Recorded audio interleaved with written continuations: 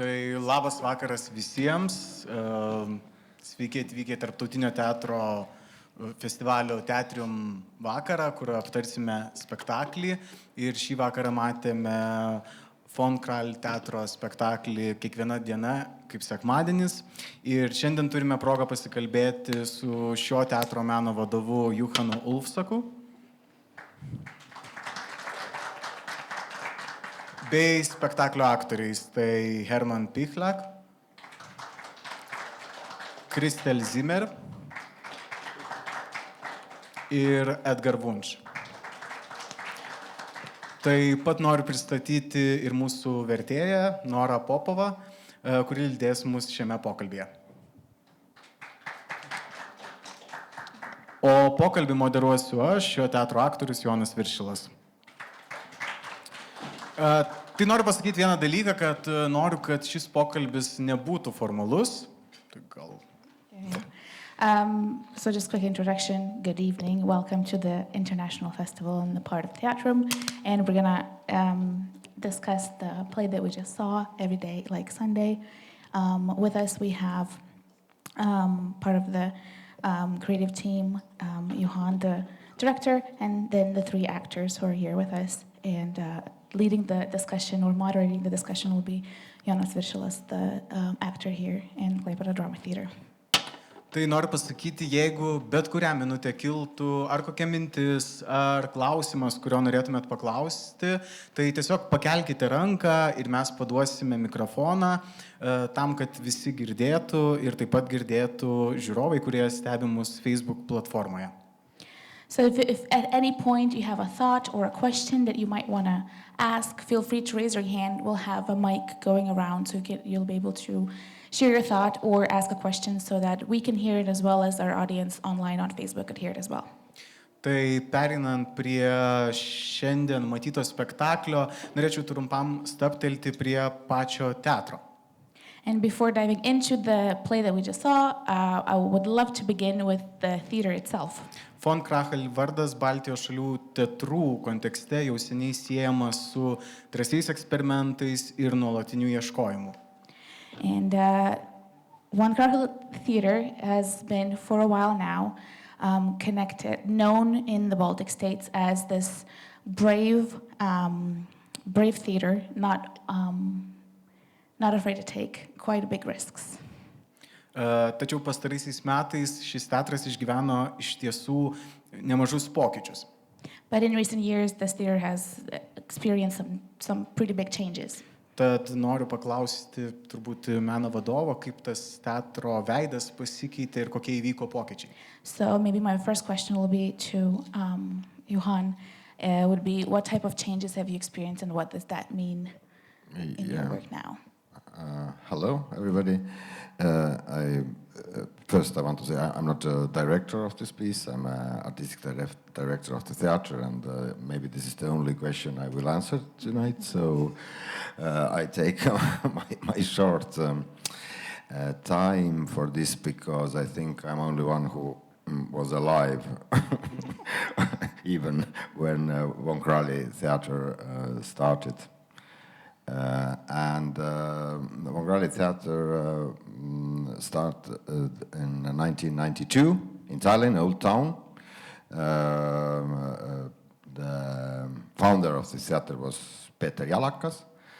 And first he operated more as a venue, and then 1998 the first permanent group started. I was member of this group. You want to translate? Yes, please. Norėjau patikslinti, kad jis nėra ar ne režisierius lietuviškai ir buvo teatro meno vadovas, ar ne? Tai greičiausiai čia bus vienintelis klausimas, kurį jis ir atsakys šiandien, ir greičiausiai visi kiti klausimai bus daugiau iš aktorių pusės. Greičiausiai šitas klausimas labiausiai tinkamas yra man atsakyti dėl to, kad aš tikriausiai vienintelis buvau gyvas, kai šitas teatras atsidarė, nes teatras atsidarė Taline senamiestį 92 metais, tai tikriausiai vienas iš tų aktorių dar nebuvo gyvi tuo metu. Ir jie atidarė toksai Peter įkūrė Jalakas. Jisai prasidėjo kaip tiesiog meninė erdvė ir 98 metais pradėjo kurtis meninės grupės, kurios pirmosios grupės dalis ir buvo mūsų svečias. Yes, and I don't start to talk a long story about Von Krahl theater history, but I just give you some context because of this question. Because when we started, when this theater started, 1992, the context was this, that Von Krahl Theater was first independent theater in Estonia. There was only classic theater from Soviet era, and it was the first who started to do this kind of all those labels are so stupid. I don't know, contemporary, avant-garde, whatever, new theater, language, and in the same time as I know here started Koršunovas in Latvia, Hermanis, the Peter Jalakas, they all was in one circle. Then started the theater festivals, Baltoskandal, Sirenos in Vilnius, Homo Novus. So that this new start for the Baltic theater, and in Estonian context, Von Krahl was the first and the leader of this movement. And the first theater who started to travel and do the festivals and so on, so on, so on. Tai galbūt labai plačiai neišsiplėsiu visos istorijos teatro pasakodamas, bet norėčiau suteikti šiek tiek kontekstą, nes padės atsakyti ir į užduotą klausimą.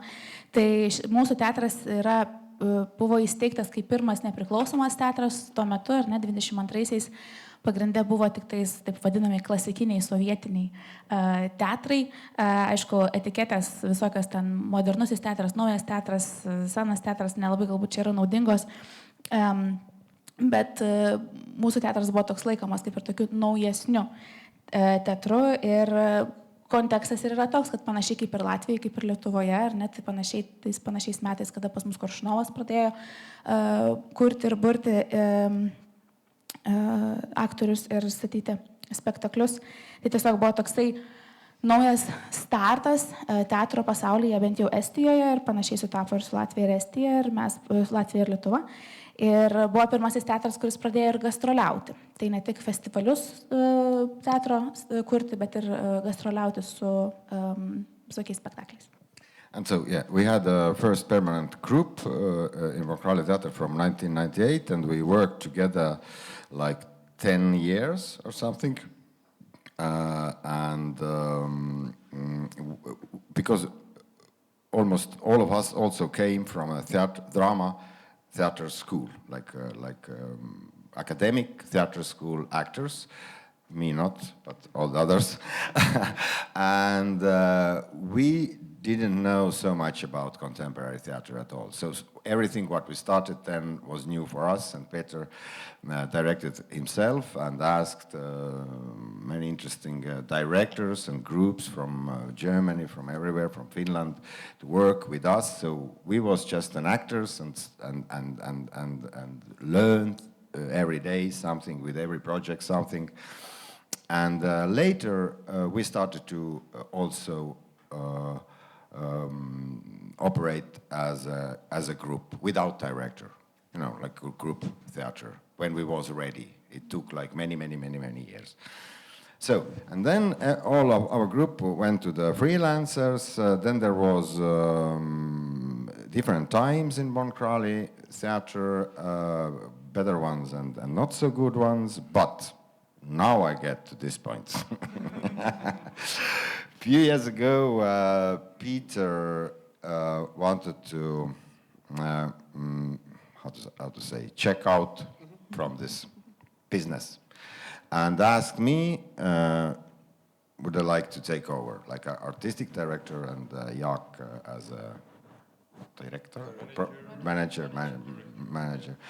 And it wasn't in the top in my bingo card, but why I took it and what was interesting for me was those young people who also finished drama school in this year and wanted to stay together and do theater.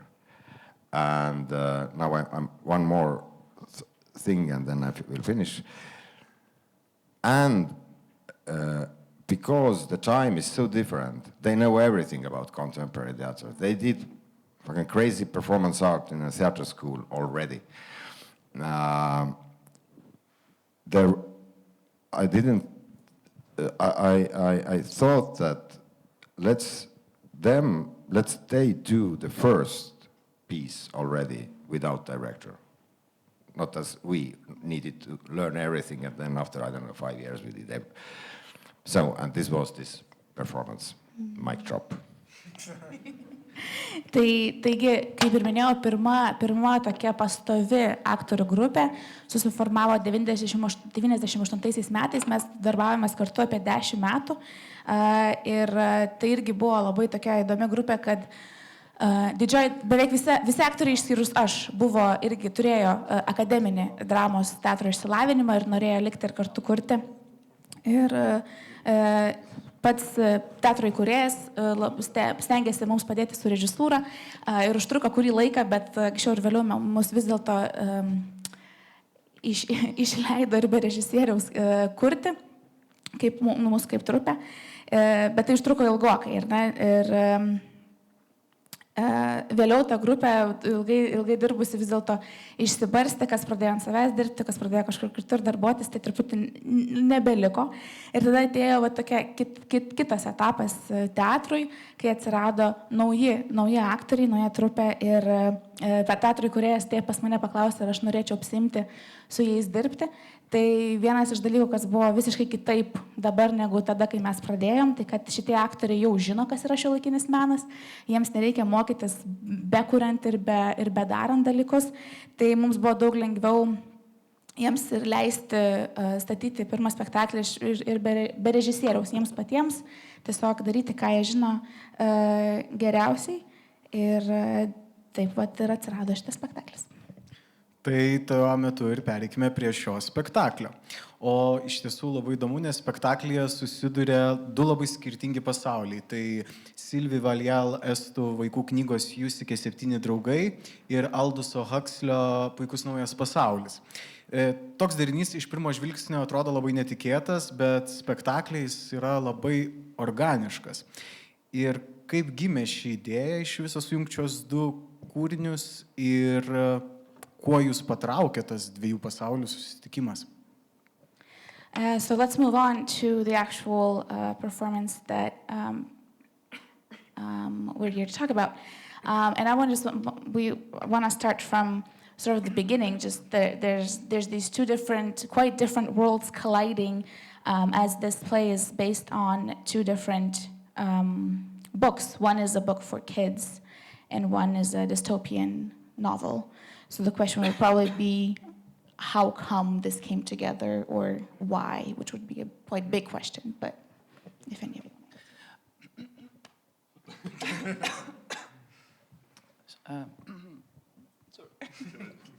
Sorry, I will start where the Jussikė 7 friends came. I actually didn't study in the drama school, I studied in the art academy. Scenography, but we also did a lot of performative things, and we were on the stage a lot, so we found each other.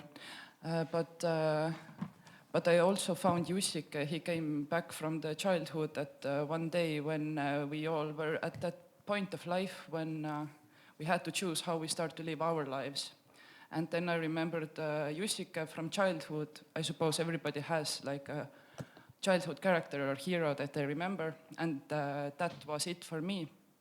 And he had really specific life, which reminded me a lot of my parents' life, which I didn't want to live, but I had some other thoughts about, like, not so structured, whatever. But Jussikė kind of was in the intersection of this kind of Buddhistic flow and Soviet rhythm. So at one side it is like 7 days, but then it kind of starts again. He gets friends with every day, and everything is good. It's nirvana, but it comes through work, and then it starts again. So I just met him again at this crossroad in the life, like how should we live it? And we were all at that crossroad. So he stayed. That's the Jussike part. Let's do a cut and then talk about Huxley. Tai aš tik tais norėjau patikslinti, kad aš pati nestudijavau, nebaigiau dramos, bet labiau buvau menų akademijoje mokiausi, bet mes ganėtinai daug ir su pačios likimu dirbom, tai vienas kitą vienaip ar kitaip suradom. Nebuvo moksluose viena grupė, bet susilipdėm bet kuriuo atveju. Tos dvi knygos, ar ne, viena knyga vaikams, kitas distopinis romanas, tai labiau pašnekėčiau apie knygą vaikams ir apie tą Jusiko būtent personažą, kad aš pati radau šitą, užaugau pati su šito personažu ir tikriausiai kaip daugelis iš mūsų kažkokie yra vaikystėje personažai, kurie padeda mums pareflektuoti apie gyvenimą, padeda galbūt mums suprasti, ką reiškia užaugti ir ką reiškia gyventi ir kaip gyventi. Ir kažkaip per šitą visą patirtį iš naujo tiesiog atradau šį vaikystės herojų, turėjo labai tokį specialų, unikalų, ypatingą gyvenimą. Man jo gyvenimą šiek tiek priminė mano tėvų ir buvo tiesiog toks įdomus miksas tarp tokios artistinės rovės, kaip dalykai mene vyksta ir tokio sovietinio ritmo, kas yra, skamba taip ganėtinai priešiškai, ir tas 7 dienų ritmas, kuris ganėtinai įstatomus ir rėmus, bet kažkokiu būdu vis tiek kiekviena diena yra kažkokia tokia, vis skirtingi draugai yra atrandami, santykiai kažkokie vyksta, tiesiog įdomu. Tai tokia panašiai kaip būtų, kad bandymas pasiekti nirvaną, bet per sunkų darbą, per tokį stabilų, pastovų darbą. Tai tiesiog irgi atradau Jusiką kaip personažą, kaip kitą tokį pavyzdį, iš kurio mokytis, kaip gyventi. And about how the Huxley's novel and Jusike's 7 friends came together and how all the material came together and how we worked with this piece is that we just got together one summer day and pretty much asked each other a question and it's a banal question maybe even, but what does it feel to be alive right now in this moment? What do we feel? And we all felt that this feeling that, there's a huge fire going on in the next room and all we can do is just smile and wait. And we wanted to work with that feeling. And from that feeling emerged this sentence, this statement that all is well. Everything is okay. And that sentence intrigued us because usually when we have to say it to each other or ourselves, we use it as a comfort sentence. We use it to reassure each other that all is either going to be well or it's okay. Just to keep going, stay calm. It's like a coping mechanism. And even kind of lying as well. And that interests us. And the Huxley's novel, which is this dystopian, utopian world where everything is always okay, kind of clicked with this amazing Sunday land where Jusike wants to go, which is like this paradise. So we thought, like, why not do this whole thing in this paradise? And work with this feeling that everybody knows that something is about to change, but all we can do is just say it's okay, right now is okay, it's okay. Yep. O kad kaip čia įsipaišo galbūt tas kitas kūrinys, ar ne, tas distopinis romanas Huxlio, tai tiesiog mes, kai darbavomės kažkaip ir kai mąstėme apie Jusiką ir tos jo draugus, kažkaip pradėjom klausti vienas kito ganėtinai galbūt tokio banalaus, bet mums labai klausimą, kuris mums labai padėjo, tai koks yra jausmas dabar gyventi, arba koks yra jausmas apskritai gyventi, va čia akimirką. Ir kažkaip supratom, kad vienaip ar kitaip visi panašiai jaučiam, kad apibūdintumėm taip, lyg sėdėtumėm šitam kambarį, o kitam kambarį kažkoks gaisras, žiūrus gaisras dego, mes čia sėdim ir tiesiog šypsomės. Nes nieko tokių nelabai galim ir padaryti. Tai va su tuo tokiu jausmu ir norėjom pasidarbuoti ir toliau. Ir irgi išgirdom visai kitaip tą galbūt frazę, ar ne, all is well, arba everything's all right, viskas gerai. Tokia, kur galbūt frazė, su kuria mes bandom galbūt paguosti vienas kitą, ar tai jau dabar yra kažkas gerai, jeigu nors galbūt nėra gerai, arba bandom į ateitį nukreipti tą dėmesį, kad kažkada vis tiek anksčiau ir vėliau viskas bus gerai. Arba galbūt netgi šiek tiek ir meluojam to sakiniu, nes iš tikrųjų nežinom, kaip kas bus. Bet Huxley romane, ar ne, ten viskas taip ir yra, ten viskas gerai, nors yra distopija ir visiškai netitinka tos frazės, kaip mes jas suprantam, bet šito spektaklio veiksmas labai gerai ir atitiko tą idėją, kad Justikas ir norėjo pakliūti, ar ne, į tą spa, į tą Sundyland, kur buvo, viskas turėjo būti gerai. Ir kažkaip taip ir sulipo šitie du pasauliai. Stebint spektaklį atrodo, kad sekmadienio šalis žada žmogui viską iš tiesų, ko jis trokšta.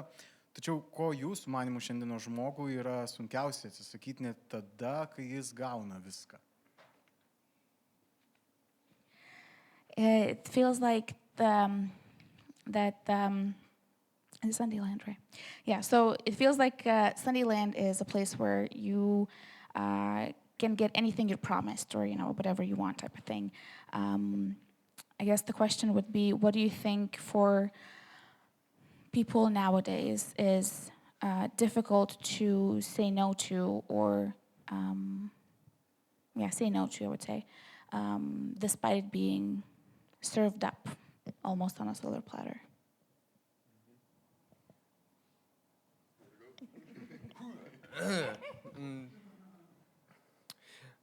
I don't know, honestly, but maybe in this piece's context, then there is, and also regarding Huxley's work, I think there was a thing that we also discussed amongst ourselves, like what would be the best equivalent of this feeling of this promised silver platter or this something, and somehow the spa felt that it encapsulates it very well, because it's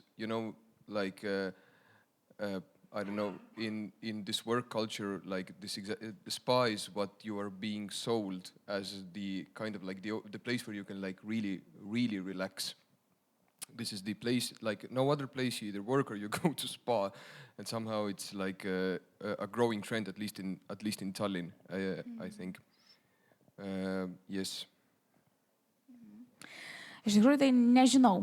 Galbūt iš spektaklio konteksto galėčiau truputį atsakyti, kad irgi, kai dirbom ties šito kūrinio, ar ne, žiūrėjom į Huxley romaną ir mąstėm irgi, koks tas galėtų būti ekvivalentas to pažado, tai ir sugalvojom, ar ne, kad spa ganėtinai gerai tą pažadą atspindi, nes dabartinė ta tokia darbo kultūra, ypatingai Estijoje, matau tai, kad toks yra, kad tu arba dirbi, arba ilsiesi, bet spa formatu, ta prasme, yra du kraštutinumai, nėra kažkokio tarpinio varianto.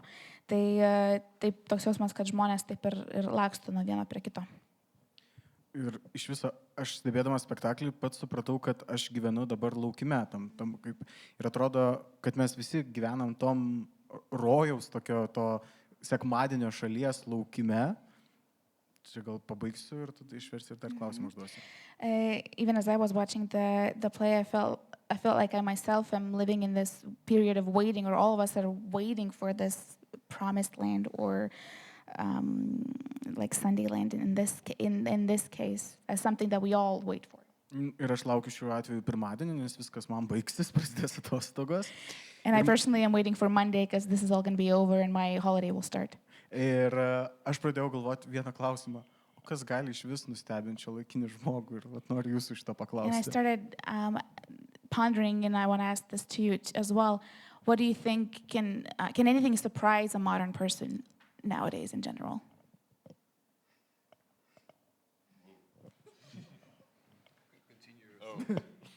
Thank you. Okay, can anything surprise a modern person? Well, from the perspective of the Sunday people, they're not waiting for the Monday.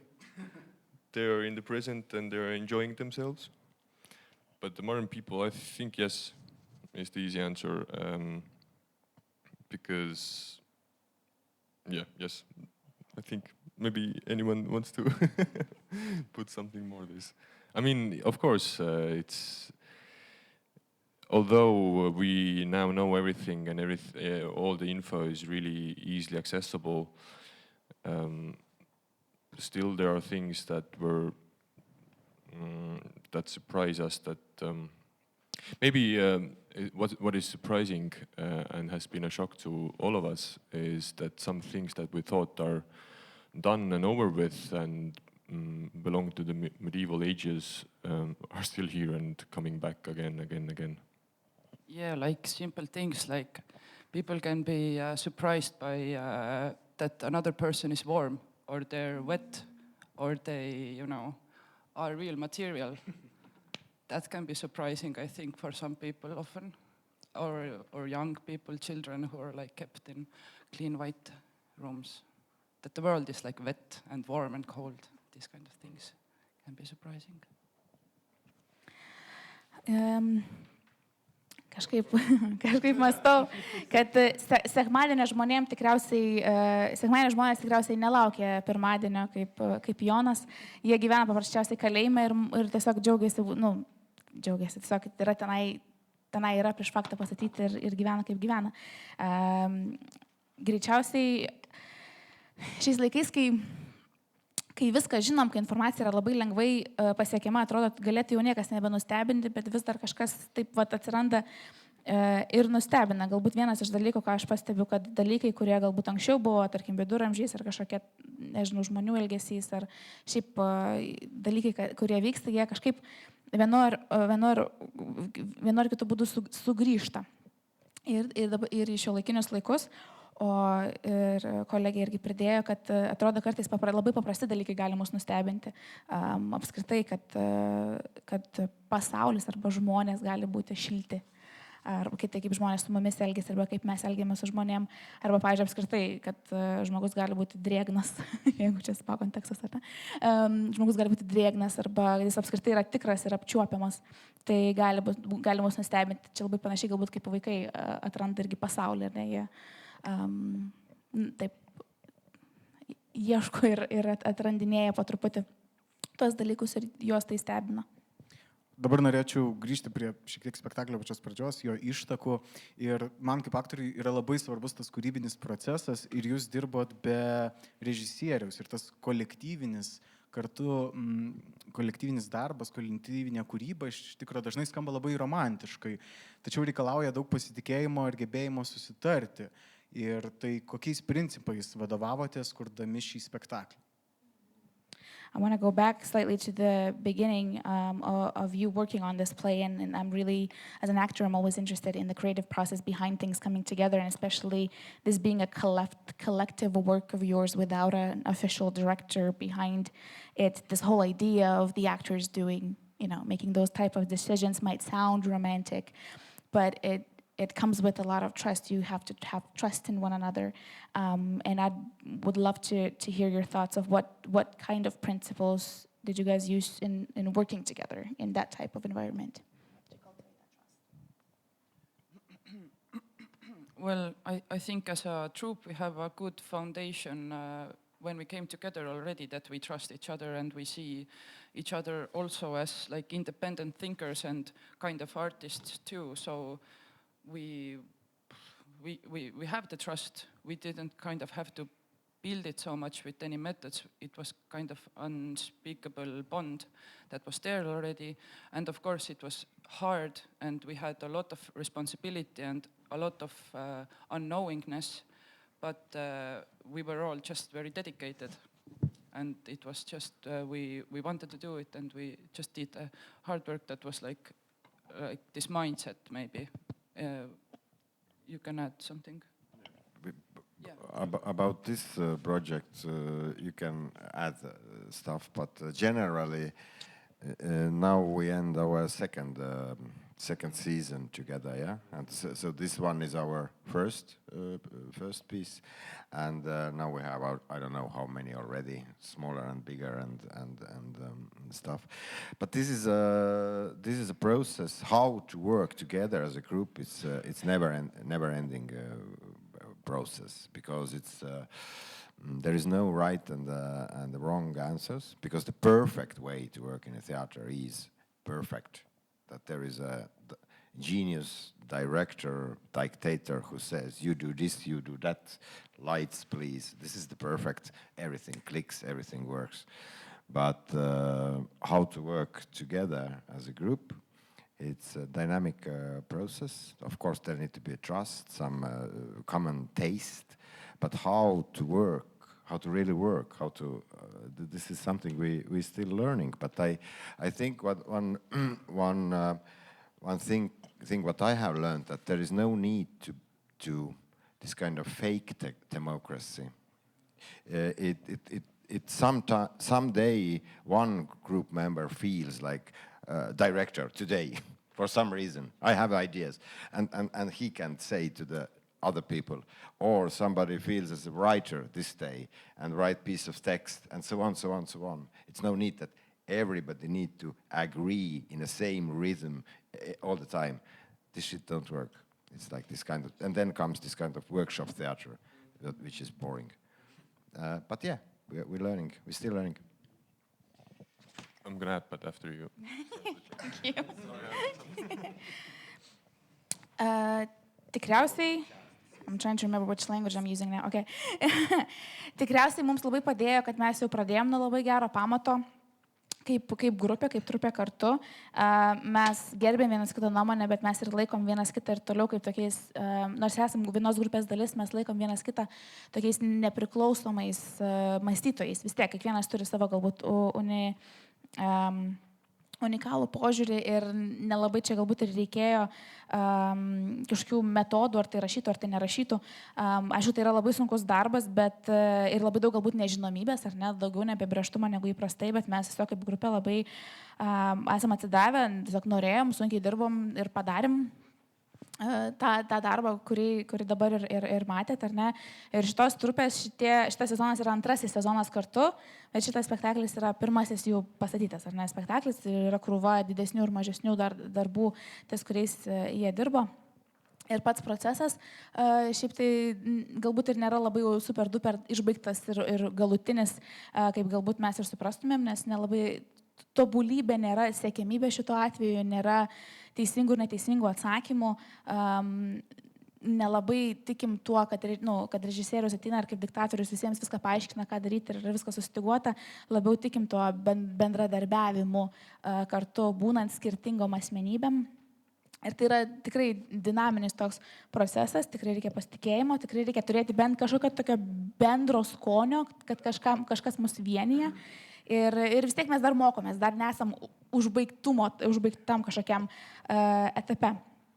Bet nelabai ir tikim tokia kažkokia netikra feikinė galbūt demokratija. Iš to požiūrio, kad vieną dieną galbūt kažkam iš grupės atsiranda labiau režisūrinių idėjų, kitą dieną galbūt kitam kažkam atsiranda kažkokių tai scenarijaus idėjų, kažką užrašyti. Tai tiesiog kažkaip taip funkcionuojam kaip grupė, bet kokiu atveju tai nėra užbaigtas procesas, mes vis dar tam procese, tai yra sunkus darbas ir tai tikrai reikalauja pasitikėjimo. Yes, and this collective devising process definitely takes more time, and doing it in this classical 3-month rehearsal period is definitely a challenge. And maybe the hardest thing, I think, is making decisions and making decisions that are not only like compromises between each other, because that way will just there's no edge to the decisions, and they're quite dull and gray, as Johan said, and boring. So how to work as a group in a way that we don't always have to agree, all of us agree on everything. It requires like similar taste, definitely, but at the same time, everybody has to have their say, and it's okay that I don't like what you are doing. How to be as a group in this situation, that I'm okay that you don't like what I just did, and Yes, I think that's the hardest thing with this devising working method. Because with this Jussike, or this, how we translate it to every day is like Sunday, we wanted to be on stage, all of us together.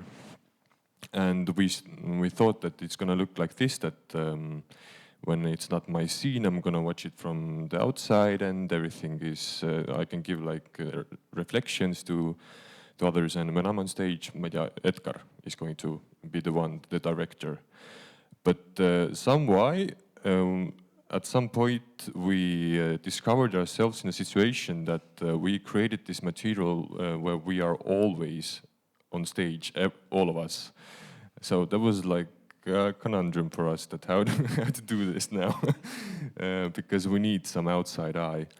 So we asked Juhan and one Liisa, who also is a member of our troupe, to be like the reflective outside eye, who can tell us that what the hell is going on, and how does it feel what we do from the outside. Taip, bet kokiu atveju, taip kaip mes darbuojamės, tikrai reikalauja daug daugiau laiko. Ir tikrai būtų lengviau galbūt daryti kitaip. Ir irgi labai galbūt svarbu paminėti, kad tokiu būdu dirbant, svarbu išmokti daryti sprendimus, kurie nebūtų pastovus kompromisai. Kad vis tiek yra daug visokių dalykų subalansuoti reikia, nes bet kokiu atveju, jeigu taip dirbsim, tai tiesiog bus ganėtinai nuobodu tiek mums dirbti, tiek žiūrovams galbūt žiūrėti. Ir mes irgi turim suprasti kaip grupė, kad ne visada visi su visko sutinka mūsų grupiai, bet kokiu atveju kažkoks tai pamatas, tas toks bendras skonis ar tai skonio pajautimas kažkoks turi būti, bet kiekvienas turi savo balsą ir gali išsakyti savo nuomonę, bet tiesiog tas faktas, kad mums neprivalo viskas patikti. Tai jeigu aš stoviu ant scenos ir kažką darau, mano kolegai neprivalo patikti tai, ką aš darau. Tai vat galbūt sunkiausia čia ir yra tas toksai krūvio pasiskirtimas šituo atveju. O su šitu spektakliu mes iš tikrųjų norėjom būti visi ant scenos ir kai dėliojam kūrybinės mintis, galvojam, kad čia būsim visi ant scenos, o kai nebūsim ant scenos, galėsim iš šono galbūt iš užkulisių ar ne, pažiūrėti, kaip ten kas atrodo, jau ką duoti kažkokių tai komentarų, bet taip kažkaip galiausias variantas, koks susidėlioja, tai mes visą laiką visi esame ant scenos ir mes nelabai turim tos tokios žmogaus ar tai kažko, kas galėtų mums pasakyti iš šono, kaip vis dėlto atrodo, arba koks jausmas yra stebėti šitą spektaklį, dėl to mes ir pasiprašėm tos tokios režisūrinės, dramaturginės pagalbos tiek iš Juhano, tiek iš Lysos, kitos kūrybinės grupės narės. Na ką, o dabar galbūt pereikime prie žiūrovų klausimų. Gal kažkas nori kažko paklausti ar pasidalinti kažkokią mintimi? We can move on to questions from the audience or thoughts from the audience. Maybe somebody wants to share, just raise your hand and we'll have a mic. Labas vakaras, aš esu aktorius šito teatro ir pedagogas teatro vaidybos. Good evening, I'm an actor in this theater as well as I teach acting here. Ir noriu pasakyti ačiū už spektaklį. Thank you very much for your play. Ir kaip pedagogas galiu pasakyti, buvo viskas tikslu. As a teacher myself, I can say everything was very accurate and very on point. Čia nuskambėjo žodis viduramžiai. We threw around this phrase Middle Ages. Ir aš pagalvojau, kasgi tą Europą padarė Europą. And I was reflecting what was it that made Europe the way that it is today. Tikriausiai ta klijuojanti medžiaga buvo krikščionybė. And probably, the glue that held it all together maybe was Christianity. Ir tada pagalvojau, kas šiais laikais yra mūsų Dievas. And now I started to reflect what is the God of our age in a way, right? If Christianity was the glue of the past, what is the glue of Ir now? žiūrint į jūsų spektaklį, pagalvojau, kad tai yra komfortas. And as I was looking at your play, I thought that the answer could be comfort. Ir kas atsitinka, kai komfortas dingsta. And what happens Mes when comfort is sutrinkam ir gone? tampam bejėgiai. We are lost and we become helpless. O Jusikas yra tas, kuris mums įspiria į šikną. And Yusik is the one who kicks us in our butts. Tai nežinau, ar Ar aš teisingai perskaičiu šitą spektaklį, bet man jis sukėlė tokias mintis. I don't know if what my thoughts were correct while I was watching the play, but that's what I was thinking. Ir when I was dar watching. man temos prasme priminė Rubino Östlando filmus švedų režisieriaus kino. And thematically, this also reminded me of Ruben Östlund, Östlund.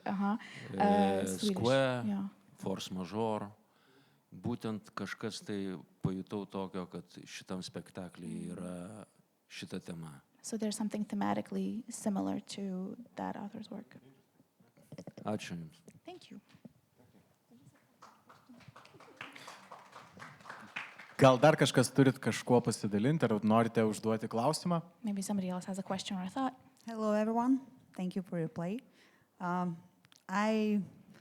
I must say that I kept smiling all the time. And I guess everyone is curious here. What symbolizes this chewing gum scene? Is it like some symbol when life is too boring or too peaceful in the Sunday land? Or is it like a trigger?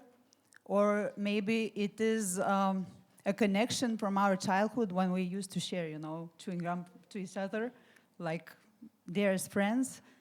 Very interesting scene, and just I wanted you to explain it maybe more. Thank you. Sveiki, labai ačiū už spektaklį. Aš tai visą laiką tiesiog sėdėjau ir šypsojausi. Tai man tai būtų labai smalsu išgirsti, ką reiškia ta gumos kramtymo scena. Ar čia galbūt kažkoks simbolis, ar ne?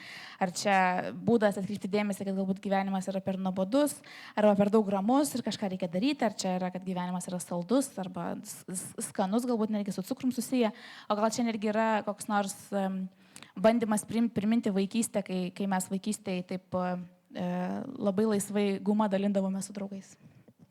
It actually came from this Aldous Huxley novel. There was this, was it a mushroom or a drug called soma, which they used every day, and it was the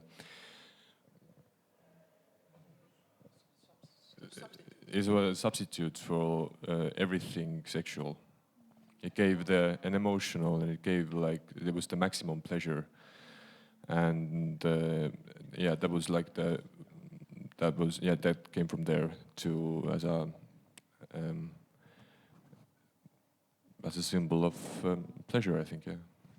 Tai čia iš tikrųjų yra idėja iš Huxley romano, nes tenai yra naudojamas toksai narkotikas kaip pakaitalas tokiam emociniam arba netgi galbūt seksualiam malonumui. Tai va tas bandymas galbūt simbolizuoti tą malonumą. But how the chewing gum was the material we chose was just that Mark was in one rehearsal. Oh, it was this quite interesting. Yes, we had this task that we gave each other that for tomorrow we gonna prepare and show each other the worst case scenario of this performance that is about to premiere in 2 months. Let's take the tension off and do our worst. Let's shame ourselves. And then Markus bought a lot of chewing gum, this Hubba Bubba, and just terrorized everyone with it. And we thought, let's leave that. O kaip iš to narkotiko mes pavertėm į kramtomą gumą, tai čia vienas iš aktorių atnešė į repeticijų erdvę. Tai mes davėm vieni kitiems užduotį rytojaus dieną atnešti idėją arba parodyti blogiausiai įmanomą variantą, kas bus kai spektaklio premjeros dieną. Tai jeigu visiškas pravalas, tai kaip tas pravalas atrodys. Tiesiog norėjom sugėdinti vienas kitą. Tai Markas, vienas iš aktorių, tiesiog atsinešė labai daug Hubba Bubba gumos ir prakramtė visą laiką. Ir kažkaip tas toks terrorizavimas su ta guma mums labai prilipo ir mes palikom irgi spektaklį. Dar klausimų? Do we have any more questions?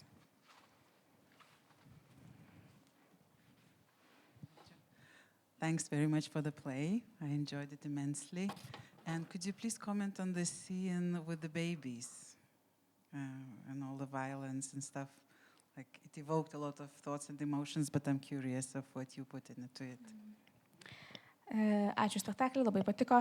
Gal galėtume daugiau pakomentuoti apie tą kūdikių sceną, kur buvo ir labai daug tokio smurto. Aš pati turiu galbūt savų minčių ir idėjų, bet labai norėčiau išgirsti iš jūsų, kokia ten mintis galbūt buvo. Yes, the inspiration for that scene also came from Aldous Huxley. In the beginning of the novel, there is a very vivid description of how children are born into this dystopian world and how they are raised. And they were raised by electricity. There was a scene where they had, for example, it's a pretty naivistic scene in that sense, but they had books, and then children were books and toys and flowers, and then the children were set loose on the floor, which was electrocuted, and this was how they learned that books are bad. But then there was, I don't remember what was good. Was there something good, or it was just? And from that we started developing this. This is also where we had inspiration for the electricity. For this sequence, and yeah, because in the novel the babies are not born, they are manufactured, and from that we developed, like, how do you then raise a kid in a dystopian world that they would be happy with the world they were born in. Šitas gabalėlis irgi ateina iš įkvėptas galbūt Huxley romano. Pačioje pradžioje romano yra ganėtinai taip vaizdžiai apibūdinamas vaikų gimimas į tą tokį distopinį pasaulį ir kaip jie auga tame distopiniame pasaulyje. Ir tenai yra specifiškai viena scena, kur maži vaikai, mažiems vaikams ant žemės yra padedama visokios knygos, žaislai, kažkokios gėlės, kaip tokie teigiami dalykai, bet pati žemė yra įelektrinta ir taip vaikus paleidžia liesti tos daiktus ir juos nuelektrina ir taip vaikai išmoksta, kad knygos tai yra blogai, nelabai atsimenam, kas ten iš tų variantų galbūt buvo gerai, bet bent jau ta idėja iš to romano atėjo ir taip pat ir pati ta visa elektros idėja. Ir irgi iš to pasiėmėm, bet šiaip romane gvildenama, ar ne, yra ta idėja, kad vaikai nėra gimdomi, jie yra kuriami. Ir tada tas visas klausimas, kaip auginti vaiką distopiniam pasauliui, kad jisai vis tiek užaugtų taip, kaip reikia. Ar dar turime klausimų? Do we have any more questions? Ne. Tai labai noriu padėkoti Von Kral kūrybiniai komandai už spektaklį Kiekviena diena lyg sekmadienis. So thank you. I want to say a huge thank you to the creative team for this play. Tikiuosi, kad jūs inspiravo išeiti iš to savo kiekvienos dienos, kad nesisuktume kaip tie žiurkėnai tame rate, kad griautume tas sienas. I really hope you're leaving inspired to not get stuck behind the, guinea pig wheel, but keep on going, keep on breaking boundaries and breaking walls. Ir galbūt suteiktume savo kažkokį spa malonumą. And maybe to go to a spa every once in a while. O man atrodo, geriausias spa malonumas sielai yra spektaklis. And probably the best spa for the soul is a theater play. Tai kitą savaitę kviečiu į teatrium paskutinį spektaklį History, kuris atvyksta pas mus iš Graikijos. So next Thursday, next week, we'll have the last performance of this international festival. It's a team from Greece. They're putting on together a play called, or a dance thing, right, called History. Tai noriu visiems padėkoti, gero vakaro, gero poilsio. So thank you all for coming. Have a great rest.